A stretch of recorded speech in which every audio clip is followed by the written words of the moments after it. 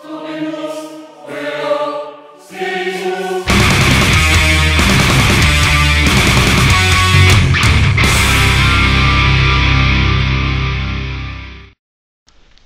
YouTube and welcome to episode 5 of the Monster Hunter Freedom Let's Play series.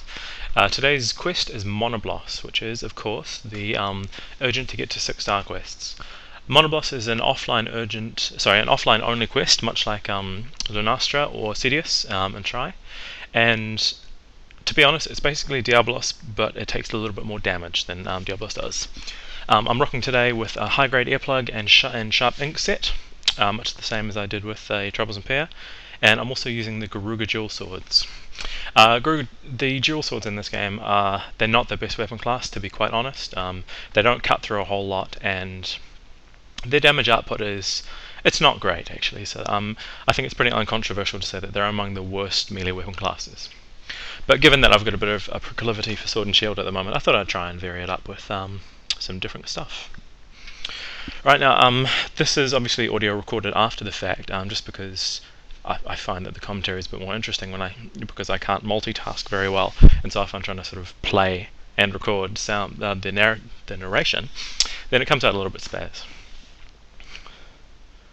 Alright, I'm also trying to present to you guys first runs of these quests, just to try and keep it a little bit more interesting, rather than seeing sort of clinical runs where I did 100 takes to get a perfectly cooperative one.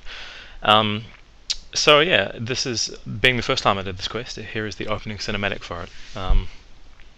So Monoblos is sort of chilling out, doing his thing, and then sees you and decides to come down off the ledge.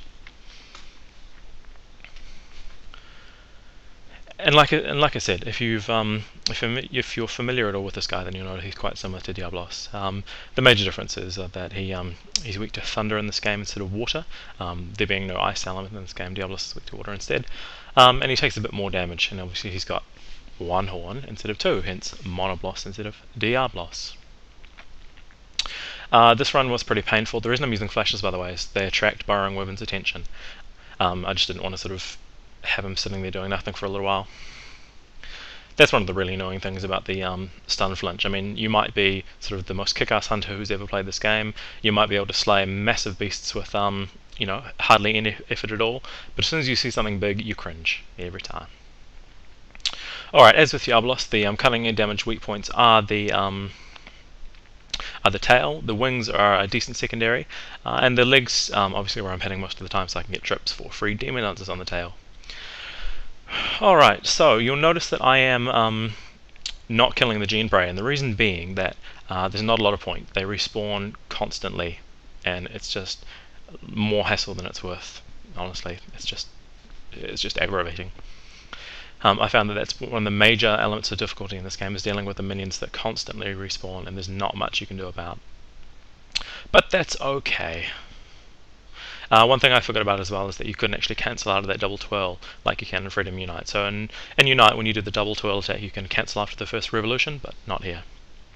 And you'll notice that I'm actually bouncing off the tail with green sharpness dual swords, which is not great. I mean, sword and shield's penetration is quite good. Even with green sharpness, you can cut through a Gravios's stomach, whereas dual swords here will actually, with green sharpness, will actually bounce off the weak point. So not necessarily ideal, but we'll roll with it anyway.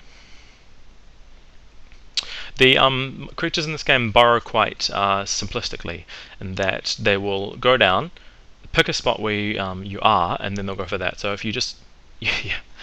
And like I said, I wanted to keep this the first run on this quest, which involved all the fail moments and geneprey being complete dicks. Yeah, so the burrowing system is quite simple. And there's another example of geneprey just being neat. They'll just burrow and then come down where you were, and so it's quite easy to sort of bait them into coming up into a position where you can quite reliably hit them. You'll notice that Monoblos has just charged into the ledge and gotten himself stuck, and the reason I've used a flash bomb there is just to keep the prey off me, because once they start swarming, then it's sort of all over. Monoblos will actually get stuck in the ledge there with his horn, which gives you lots of free headshots on him. The reason I just demonized there is because demonizing gives me wind press, and otherwise the wind pressure generated by him burrowing would have knocked me around. And as you can see, I'm actually bouncing off. I'm not sure if that was the neck or the head. So I mean, yeah, dual swords aren't necessarily ideal in this game. They did improve quite significantly between here and Freedom 2, which is good. Although one interesting thing to note here is that they in later games, dual swords actually end up doing 70% of their listed elemental damage to counteract the fact that they hit so often. Whereas here they actually do the full elemental damage, which means that weapons like the Eternal Schisms, which are highly elemental focused and not very raw focused, are actually worth using here, and they're a great class for the Fatalis brothers.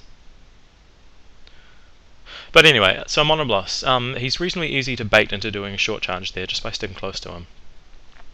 And that means that if he does the short charge, obviously you can attack his legs a bit easier.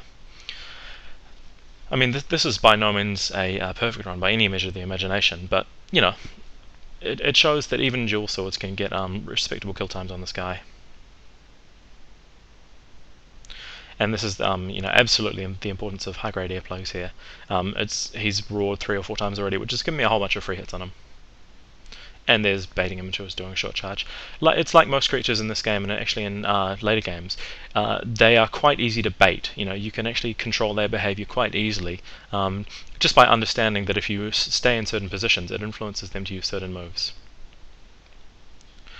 Obviously, every time Monoblos taunts here, I'm able to get off a free demon dance, which is lots. Well, not lots of free damage, honestly, but it's good enough to be worth using.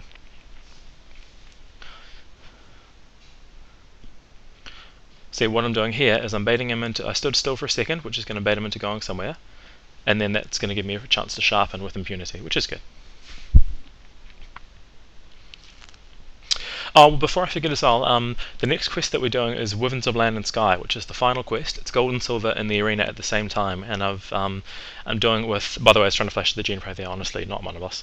I'm actually going to be doing it with Elder Ink equipment, so I imagine it's going to take me a little while. So, I mean... I'll probably run out of interesting things to say after the first few seconds, like I do in most of these videos. So, I mean, if you guys have questions, either about me or about the game, about mechanics, anything, fire them through. You can either put them in the comments or you can message me them over YouTube, and I'll answer questions for you if you want. It's a bit of an experiment. I'm not sure how it's going to go, but check them through. We'll see how we get on. As you can see there, the twirl that it does, the tail whip is really frustrating, because if you're by the knees, you'll take a fair bit of damage and get knocked around. It's not great. That's one of the hitboxes that I do think could really afford to be tightened up, but if I'd had a bit more time, I would have shopped some cool faces onto geneprey during this video, but it's a bit of a hassle. So yeah. One of the next quest I'm going to be doing after Wyverns of Land and Sky is going to be Four Horns, and that's the dual Diablos quest. It's 2 high rank. This game has 3 ranks. It's got low rank, what's called either plus rank or hard rank, or even high rank, I guess, and then it's got G rank after that. So it's sort of confusing, but there's only HR2 quests are actually that middle hard rank. So the Four Horns, you need to fight 2 hard rank Diablos at the same time, and they don't have very highly decreased stats. And this bit wasn't particularly well done. I thought he was going to burrow way past me, but the back end of the cloud got me. So anyway, the problem with fighting burrowing wyverns in this game is that sometimes they can just hang out underground for a while and do their own thing. It's not a lot of fun, but yeah. Which is, I mean, and time pressure is obviously the big issue on that quest, because you've only got low rank weapons taking on 2 high rank creatures, so it's not a lot of fun. It's a pretty good example of why this game is considered quite brutal for its time. And here's an example of me being greedy, being a bit stupid with it.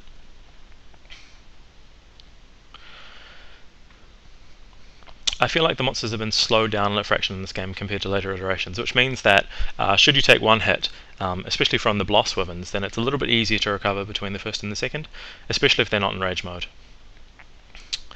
And unfortunately I was on the wrong side of it for the demon dance there, which is not cool. One good thing as well is that if you stay close and you bait it into using its short charge, then it means that the charge won't actually have a hitbox on it if it's short enough, which is really good. It means that you can afford to sort of be a bit cheeky and get in extra hits. That back flip of the tail knocking you over thing is really aggravating, especially once the tail's been removed. You would hope that the entire tail hitbox would get taken out, but sadly no. Alright, and I think at this point we're about 7 and a bit minutes into the quest, and we've already got Monoblos limping with pretty terrible dual swords, which just really indicates how much. There we are. What's that? 8 minutes and 22 seconds. Monoblos takes a lot of cutting damage in this game, and there it's dead. I mean, which is cool. As a sort of a final offline urgent quest, it's not massively difficult, but that's okay. Alright, so this was Monoblos with dual swords. Once again, it feels like it was a little bit dry, but hopefully it was enjoyable enough to watch anyway. Again, here's my gear. I'm using. I was a bit lazy. I couldn't be bothered. Well, by this point in the game, you can only fight the 4-star Azure Rathlos, which won't actually give you Azure Rathlos wings, which you need for the helm of the Rathlos Soul set. So I was using a black belt piece instead, because all the black belt parts give you torso ink, apart from the black belt torso. So yeah, so once again, we've you guys are apparently quite keen for a Fatalis quest, which is cool. Crimson Fatalis looks like it'll be the go for this one, just because it won by about 2 votes, which is interesting actually. A lot of you guys did want to see the Black Fatalis as well, so I'll show you just a couple of minutes of that fight, and hopefully you won't want to see any more. The Black Fatalis fight it's quite glitched, and that. I talked about baiting earlier. You can bait the Black Fatalis into slamming into a wall for literally minutes at a time, so you can just sort of continually attack the back legs with no fear of recrimination. It's hard because it takes so long, and it's easy to sort of have a lapse in concentration, but it's not really difficult.